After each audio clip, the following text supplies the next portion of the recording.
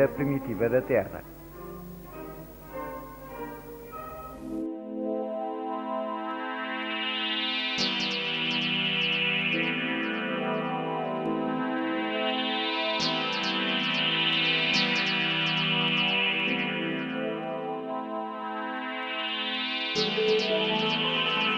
Os principais componentes da atmosfera primitiva eram então o vapor da água, o metano e a amónia.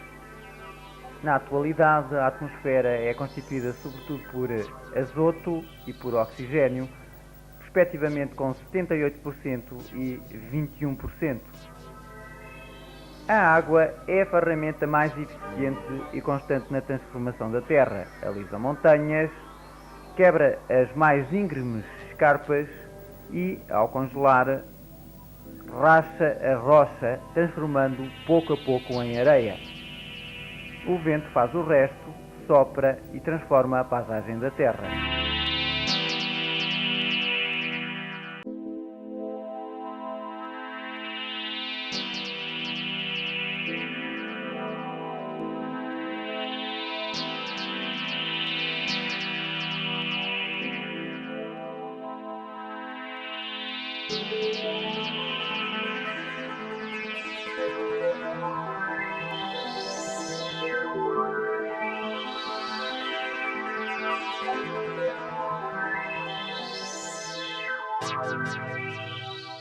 Longe de ser um simples grão de areia a flutuar no espaço, a Terra está sujeita a transformações constantes devido à sua atmosfera. A composição da atmosfera terrestre mudou muito através de milhares de milhões de anos.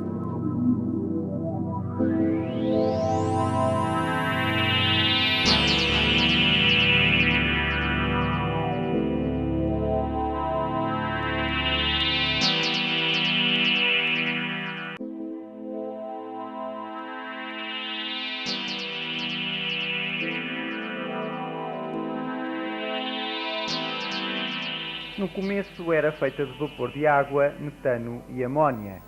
A sua composição era determinada pelo tamanho da Terra, que era suficientemente grande para reter gases pesados como o azoto e o oxigênio, mas demasiado pequena para atrair elementos mais leves como o hidrogênio e o hélio, que são os principais constituintes da atmosfera dos grandes planetas como Júpiter e Saturno.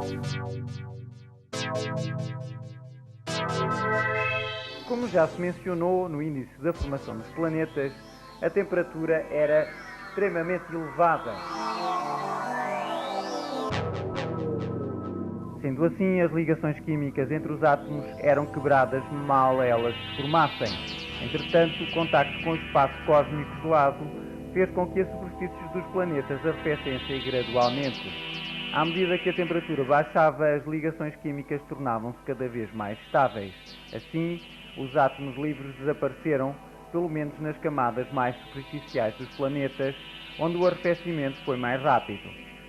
Pelas propriedades químicas dos átomos de hidrogênio, de carbono, de azoto e de oxigênio, pode-se concluir que os primeiros compostos químicos originados da ligação entre estes átomos foram os seguintes: a água, o metano, a amónia, o hidrogênio, o gás cianídrico e o dióxido de carbono. Existem provas de que pelo menos os três primeiros destes compostos formaram-se não apenas na Terra primitiva, mas em muitos outros planetas. À medida que o arrefecimento da Terra prosseguia, alguns gases liquefizeram-se e alguns líquidos solidificaram-se. O vapor da água, nas camadas superiores e frias da atmosfera, condensava-se, dando origem a grandes tempestades. Entretanto, a superfície terrestre estava suficientemente quente para não permitir o acúmulo de água líquida. Assim, atingindo a superfície terrestre, a água evaporava-se novamente. Esta situação deve ter persistido por alguns milhões de anos, durante os quais a atmosfera foi incessantemente bombardeada por descargas elétricas produzidas durante as violentas tempestades.